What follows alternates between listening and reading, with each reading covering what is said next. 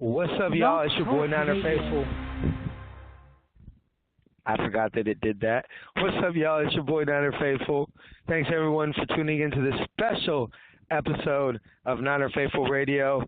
We are so proud and happy to announce, matter of fact, he just messaged me right now, we're going to have former Niners D-Lineman Ian Williams on the show today to go ahead and talk D-Lineman before OTAs. Man, we're so excited to have him on. We're just going to go ahead and wait for him and Adam to call in. But first of all, would like to thank everybody for tuning in. I already said that, but I'd like to thank everybody again. I'm kind of just stalling for time here. But yeah, as always, we're coming to you via Niner Faithful Radio. We're using Blog Talk Radio this time, so this will be a special episode. We're going to put this on separate from the episode that we're going to record on YouTube today. So you'll have 2 episodes of Niner Faithful Radio to listen to this week. We're going to try to put it into one episode, but it'll probably not work. Like most everything we try doesn't work. But yeah, we're going to go ahead and wait. We're stalling for time, but how's everybody's week been? Hope everybody's week went well.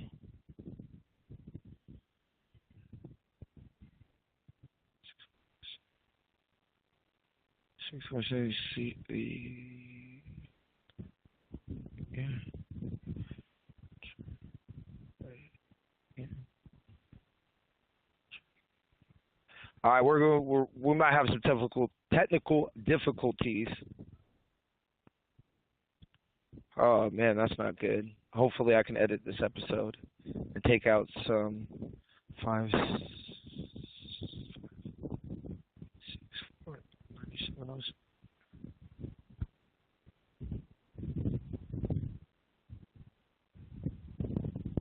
Huh? That's weird. Oh, wait. Here we go. Damn it.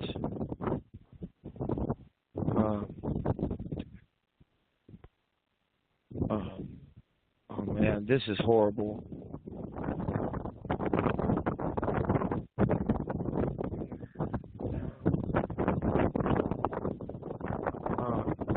All right, this kind of sucks.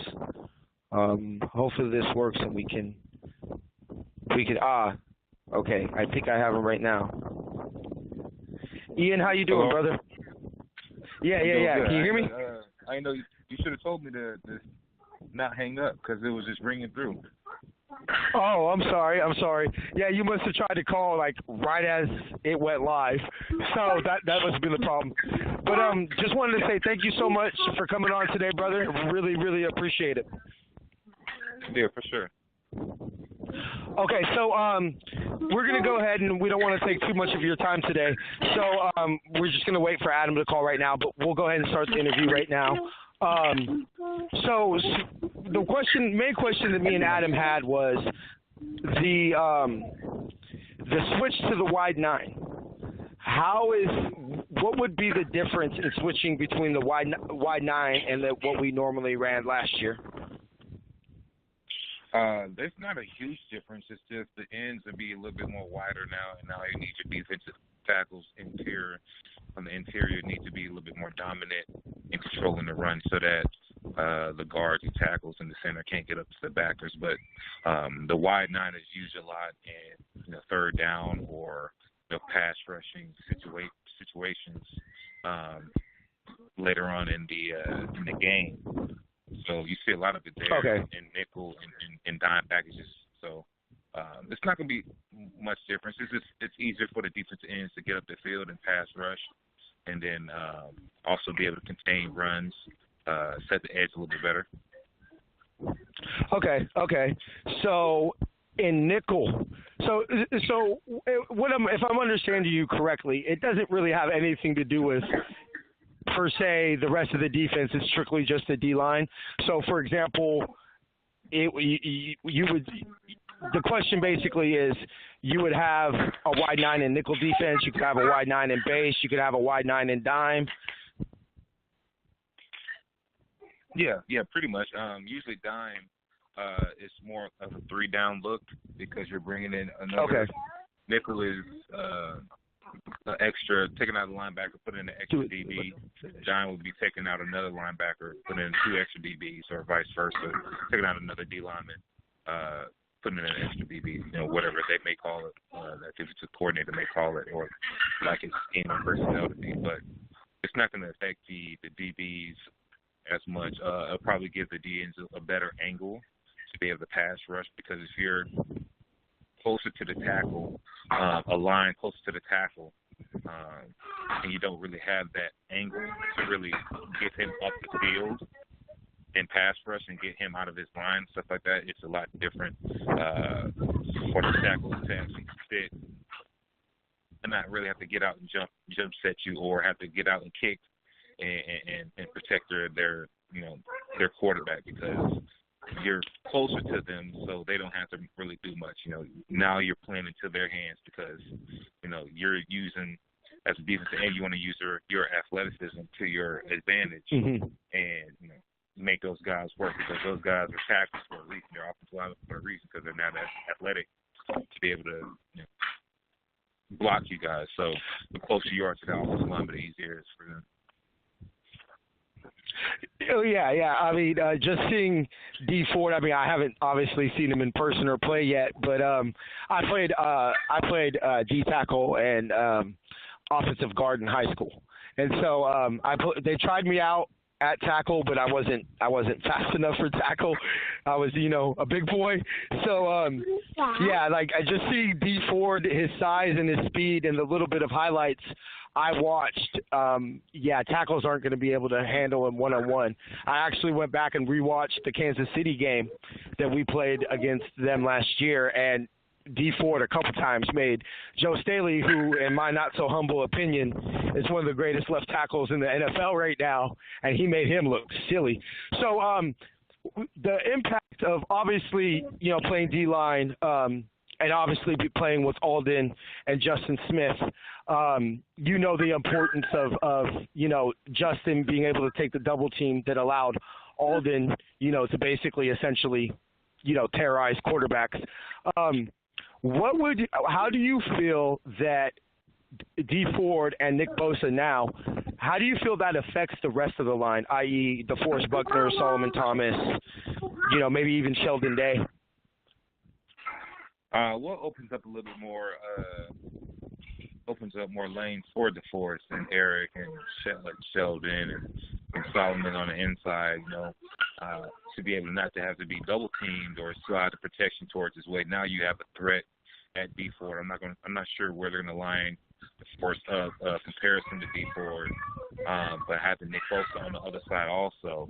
You can't double D Ford. You can't send a tackle and a tackle and a running back over there, or you can't send a slide protection over to D Ford. You got to worry about DeForest. You don't want to lead DeForest one-on-one. You don't want to lead D Ford one-on-one. But if Nick Bosa can do what he's been drafted to do, you can't lead him one-on-one either. So it's just going to open up more for all of those guys in the defensive line. Yeah, that was pretty much exactly my thought. Is if you have 5, even if you bring in, let's just say 6 to block, but you can't double team everybody. So now also, how do you feel the switch? Or let me ask it this way: do you feel that Solomon Thomas is better on the end, or do you feel that he is better inside? Solomon Thomas can play every position on the defensive line very well. Because now you have a guy like D Ford and Nick Bosa on the outside. Do you need him on the edge to rush the passer? Not really. But like I said, he can play all positions. He's shown it on tape at Stanford, which is why he was drafted high. He's shown that on tape. These past 2 years, he may not have 15, 20 sacks or 10, 15 TFLs like they would hope a top 5 draft pick will get. But the kid has done nothing but, do his job, learn, and mature in the defenses that he's been given. You know, he's gone through a couple of defensive coordinators and defensive changes in the last couple of years. So it takes time for young guys to really be able to hone in and kind of mature on that and learn the defense and stuff like that. But I think he can play every position. But if D4 and Nick Bosa do what they need to do, I think he's going to be a mismatch on a lot of interior offensive linemen, centers, and guards. Going to have a lot of trouble with his speed power. Yeah, that's what I pretty much had seen. My boy Johnny, who writes for 49ers Web Zone, he did a couple videos on Solomon Thomas rushing from the inside and Solomon Thomas defending the run from the inside, and he looked dominant against the run on inside. Pretty much exactly what you said. I think he's too quick for guards. He's not your 6'4", but because the way that I was always taught to play D-lineman is low bandwidth. That's what I was always taught. D-line is essentially leverage. And leverage will wins. And so because he's not 6'4", or something like that, he naturally has that ability to get the low leverage. And so, my opinion, and I wanted to see if you thought about this, is my opinion on why Solomon Thomas was drafted high was his versatility. Like you said, he could play outside, on the end, and he could play inside, a 3-tech. And really what I thought it was a character pick. They knew he was going to work hard. They knew he was going to show up to practice. They knew he was a team player. And the fact that I thought it was a little bit to do with because of John Lynch knowing him. I personally think I like to use Alex Smith as an example. Alex Smith's not a bad quarterback. You could do a lot worse in the NFL than Alex Smith. Alex Smith's a good quarterback. The problem that I felt that Niner fans always had with Alex Smith was he was taken first overall in a draft where Aaron Rodgers was selected 23rd overall. And so, to me, I think that's almost what Solomon Thomas is. Solomon Thomas, I think, is going to be a good player. And if he was taken, let's say he was taken at 9 like Mike McGlinchey, I think Solomon Thomas doesn't get as much heat as he does. But because he's the third overall pick, people are almost expecting him to be, for a lack of a better word, a Solomon or Alden Smith. And I just don't think – do you think that's in his game? Do you think 10, 15 sack season is in his game? I think so. He's still young enough where he can progress and, kind of dominate on the pass rush game. But, fans have to give guys, time to mature, This isn't, basketball where guys are coming in straight out of high school or straight out of college 1 year removed from high school. And, the basketball is a lot different game where, you can't touch. So if you're very fluent with the ball and you're a very fluent shooter and stuff like that, you can produce and score points. Just as in basketball, it's a very physical and mental game where you have to mature and you have to learn certain things and you go from level to level to level, learning certain things, and it helps you progress as a man, as a football player, especially on the defensive line, especially on the lines where it's contact every play. Exactly. People have to give this guy a chance. He's 23. He's turning 24 this year. Like, he's really young. We're gonna have him for another 2 to 3 years, depending on what they try to do with his contract and how he progresses. But I feel like the kid definitely has 10 plus sacks in his game. With probably this year. I feel like he had a lot going on. We all know that. With his family and stuff like that, personal things. He had a lot going on, and nobody can really understand that but him or people who've had that happen to them. So going through that and then having the pressure of being an high overall pick, some struggling seasons of the team, these past couple coaches, Coach Kelly, so forth, and Shanahan, there's so much pressure on this kid, and then dealing with all that. I feel like this year, he's maturing, he's growing up. He has some time, to kind of recover and heal from those personal, family ties that he had that happened, and I feel like he's primed for a monster season this year. Well, yeah, I totally agree with you. I think that obviously being a professional yourself, you could talk to that. Is that I remember when I was thinking about quitting the football team my senior year. My dad pulled me aside, and my dad had a cup of coffee in the NFL during the preseason way back in the day. And my dad had told me, he's like, you know what, son, everybody wants to score the touchdowns on Sundays, but they don't want to hit the pads, Monday through Saturday. They don't want, the getting up at 7 a.m. for workout, then, a 4-hour meeting and everything like that. And so to me is I think that the pressure comes in from yourself. And like you said, 23 years old. Now, I think back to when I was 23 years old and how much I've just mentally changed, not just physically, but just mentally have changed from, 23 to now 33. I can only imagine, going from 20, drafted at 21, 22, and all of a sudden, you're dealing with Joe Staley, who's, a 13-year vet and a grown man. And I think that that's sometimes – well, people don't understand the what rookies have to deal with as far as coming into the league, and you're not going up against people your same age. You're possibly going up to a man that has 10 years on you. I'm going to go ahead and bring on my co-host right now. He has a few questions. Give me 1 second. What's up, Adam? How you doing? Hey, not TJ. Thanks for having me on, my man. How you doing? Oh, of course. So we have Ian live on the air right now, and I know you've been dying to ask a couple questions. Yeah, actually. Hey, how's it going, Ian? How you doing today, my man? I'm doing good, man. Awesome. Long time coming. I've obviously been a big fan of yours for a long time, and, I'm just seeing you grow and everything and now working with NBC and everything. I think it's a truly special and motivating thing that you're doing. So just wanted to say thank you very much from the bottom of our hearts for being on the show today. Yeah, for sure, man. Anytime. I appreciate that. So, yeah, my first question to you would be just something along the lines of, do you think the 49ers are going to be playing a heavy amount of Y9 even in base? Like, that seems to be the hot topic right now. I'm the type of person that's like, if it ain't broken, don't fix it. But obviously, you would be the expert to answer the question because, the 49ers, if I'm not mistaken, on top of my head, actually ranked 7th in defensive yards per carry in terms of rush yards given up. So, even with all the countless injuries they had last year, they still did a pretty solid job. So I was wanting to hear your take on that. And do you foresee the 49ers in their base defense, of course, and hopefully that's less than 30%. We all know it's a passing league in today's day, and you're going to be in nickel 70+% of the downs. I was wondering if you think the 49ers are actually going to run a fair amount of Y9 even in base. Yeah, you're right. Yeah, they didn't play they played very good defense last year against the run. If you watch the film, they did a great job with the scheme and the Forrest and Eric and those guys, playing very stout up front.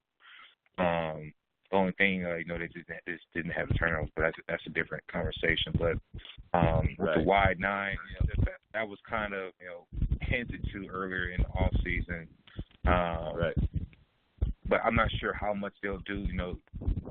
Guys, they talk about that all the time in the off season. Plans that they want to implement during the off season or during training camp, and if it looks good, if it works out, then they'll implement it into the game plan on Sundays. But if not, that's why they have OTAs and training camps to kind of work through it and see what they like and see what they don't like about it. So I'm sure that's what they've been doing in training camp. Once the media leaves, they kind of figure some things out, how they're going to run it and what kind of personnel they're going to have out there. And their training camp's going to be a huge teller. Once they start to actually play against some other people in the first and second and third preseason games, of what they're going to do and how they're going to line up with their defense. Are they going to do a lot of wide nine? Are they not? That's a huge question that's going to be answered. Once we us fans, start to watch in training camp, actually watch them against another team. Right. Real thanks quick for answering that. Yeah. Go ahead, TJ. Oh yeah, just real quick. This kind of literally just popped in my head. Now, you had spoken earlier when about Solomon Thomas about, coming in and learning and having to mature as a man and, the jump from college to NFL. How big of an impact do you feel that missing this time in OTAs will be for Nick Bosa?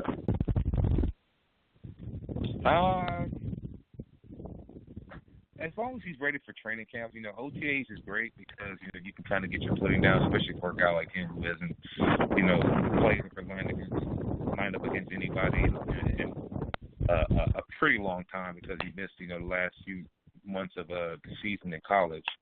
So it would have been great for him to just kind of get out there and get some get his footing down, get his footwork down, kind of find his leverage, start to go up against like NFL type personnel. It would have been great for him to go against Joe Staley from time to time and Mike McGlinchey from time to time, just to see what an NFL tackle, how they are, how their leverage is, how their weight distribution is, how their footwork is, how quick and how crisp practices are and stuff like that. But I feel just him being there, being in the film room, being around the locker room, being around those guys, it's going to help him, just as much as him, being out there on the field. Him also getting, the right nutrition and workout plan and stuff like that to be able to, rehab this hamstring issue, because that's something, you don't want to have lingering going into training camp, because the hamstring can get worse and worse and worse overseas, because it's not like you have time to, a month or weeks on end to rest and not do anything. Like you're in season now, like you're constantly, it's 7 days a week for 4 to 5 months straight, so it's no time to rest. So just as long as they're there, he's learning, he's around those guys, I think he'll be fine. And then training camp, he should be good to go. Okay, so go ahead, Adam. I was just going to simply add in there, as we know, it's been reported, he might be out 3 weeks to 4 weeks, hopefully no more than a month. But I just want to bring up the OTA dates. The next one he might be eligible for is going to be June 11th through June 13th. That's like the last phase of phase 2, the last part of phase 2 of the OTA workouts, I should say. So maybe he'll be eligible for that. But, while we're on the subject, how do you feel about Joey Bosa, Nick Bosa's brother, playing in the same scheme with the Chargers? Do you think that's pretty hugely beneficial to him? Like even while he's going to miss the time right now, I mean, how big of a boost do you think having a brother like Joey Bosa, who's played in the same scheme and plays the same position, will be for him? Well, yeah, it helps him, having a brother, having a close family member, being able to, kind of watch some film with him and know, the NFL lingo of how to talk and how to work through things that you're struggling at an NFL level. So just having a brother like Joey Bosa, who's been a Pro Bowl top player on this team, top player in the league, since he came out in the draft a few years ago, just having that, not as just a friend or an acquaintance, but having that as your brother. So you're constantly speaking to this guy. You're in the off season. You're with him. When he tweaked his groin and stuff like that, and he had to go and do some rehab, and he moved out to Cali with his brother and was able to rehab and be around his brother and see how the NFL lifestyle is and see how demanding it was. So having all that around, I think really helps him, and it's going to really help him going forward in his career. Okay, I could not let you go without asking one. It doesn't necessarily, I won't put you, ask you to call out teammates or anything like that, but we have to hear, you're our first player that we've ever had on the show, so we have to hear one story that you can tell about Harbaugh. This is just one little interesting story that you have about your time with the Niners with Harbaugh.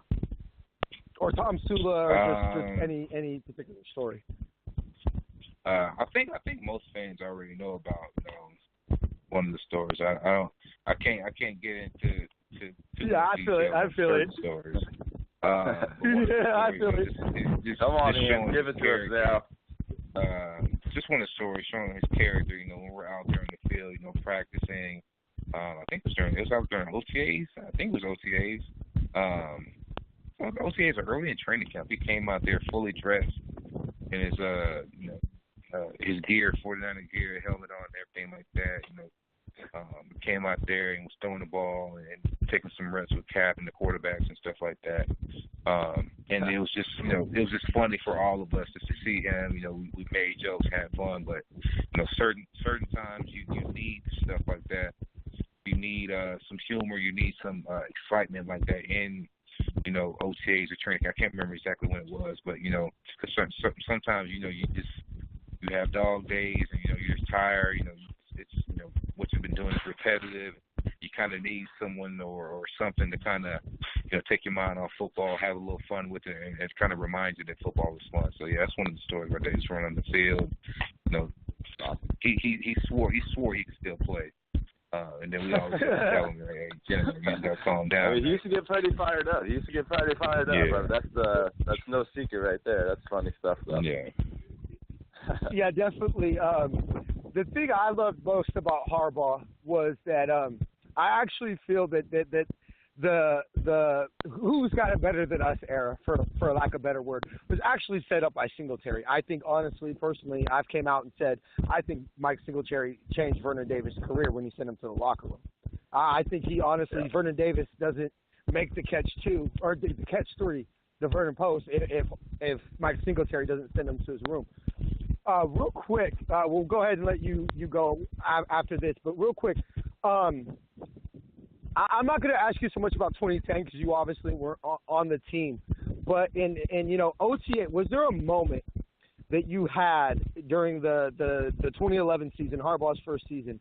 Was there just like a moment or maybe a practice or a play in a game or something where you felt that the team, by you I mean the team, kind of felt that, hey, you know what, we might be onto something? Because it was a shock for all. Let me tell you, as a diehard Niner fan, I've been a Niner fan since I was 3 years old. Super Bowl 23 is when I became a Niner fan. So, if you would have told me at the beginning of 2011 that the Niners would be playing for the NFC Championship at Candlestick in, that season, I would have told you you're crazy. So was there maybe a moment that that a coach or a player, just a moment that somebody kind of clicked and said, hey, you know what, this isn't the same 4-12, 49ers. We may be on to something a little special here. Because that season was so weird, because with the lockout and no OTAs, straight into training camp, I feel like us having a veteran team, if we had a young team like we have right now, I'm not sure if that team would be able to come in and produce the way we did, because we had so many veterans on the team, so many guys that were already established. Literally, that whole team was already established. They just needed, we just needed some production from our offense. As our defense in 2010, our defense was really good. In 2011, obviously, we were really great with Harbaugh and stuff like that, but we just needed some production from our offense, and we started to get that with the running game. Alex Smith out there throwing dodge, Crabtree playing up to his first round status, Frank doing what he does, and I feel like the offensive line kind of came into their own, especially with the addition of Jonathan Goodwin, kind of locking down the center position to call out protections and call out blocking schemes and stuff like that. But I feel like it was, I want to say we were at Detroit. Yep. The handshake game. The infamous Detroit game. Yeah. I think we were at Detroit, and we had I can't remember. I can't remember if we were 3-1 or 2-2, whatever it was. But we were at Detroit, and I remember Alden. He was starting to come into his own in that game, and I remember Chris on the side. I was sitting on the sideline next to Jeep. And Jeep was just talking to me, hey man, if Alden goes off right here, man, we're gonna have something special. If he turns into what we think he can, we're gonna have something special. Look at him now. Every time he came off the field, we kept encouraging him. And that was one big instance for him. And then that Philadelphia game at Philly, that was a huge game right there. I remember that. That gave us the confidence as a team that we can go anywhere and defeat anybody in the most hostile environments. I remember driving into Philly. Playing in college, you go against some hostile environments, Michigan, Penn State, USC and stuff like that, but nothing like Philly. You're driving into the stands or driving into the stadium and the fans are flicking you off, kind of throwing stuff at the bus, stuff like that. Stuff that you really don't understand. And then, you go into that stadium and, they're rocking, Mike Vick's the quarterback and stuff like that. And we go in there and we play great, up and down, tight game, and then Justice Smith makes a great play, stripping the ball at the end of the game, kind of sealing the deal for us. And, that right there just gave us confidence that, hey, our leader, the best guy on the team, just gave it all he could to win us this game. So if Justin Smith's going to do it, why not all of us? So, we kind of, we kind of just hunkered down. Go ahead. Yeah, no, I distinctly remember that. That's when I remember that was the game. I want to say we were down like 21 points or something. There was, and I remember when we came back, I remember being on the phone with my baby mama. And I remember being on the phone, and I believe you were right. I believe we were going to be 2-2, but that ended up making us 3-1 or something like that. But I remember that specific moment being like, this isn't your typical Niner team. Like this is something a little bit there. And that's when personally I started to believe. And then, of course, we rack off all those wins in a row. Oh, well, we really appreciate you giving us a couple moments of your time today, Ian. Before we let you go, have they announced when y'all going to start the post-game and pre-game live for NBC Sports Bay Area? Not until the season starts. We won't do anything for the preseason. But once game one starts, once they get like our home game or our home game here in San Francisco, we'll do our pre and post outside of the stadium, and then obviously for the first game we'll do that in studio. But it'll be fun. I'm really looking forward to it. Yeah. We look forward to you stopping by at Empire Row again if y'all decide to do that again this year. And really love your analysis. And I actually learned really a lot from you. We really appreciate you coming on, brother. You're welcome back anytime. For sure, man. Thanks for having me on. And sorry about last time. No problem. Thank you so much for your time. No problem at all. Have a good day, brother. Go Niners. You too. Go Niners. Take care. Bye-bye.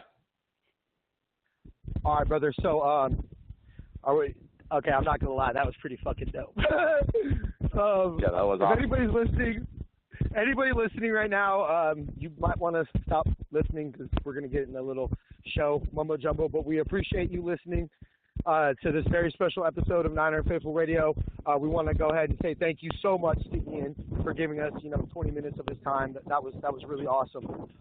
So, are we gonna jump right back into the recorded show or?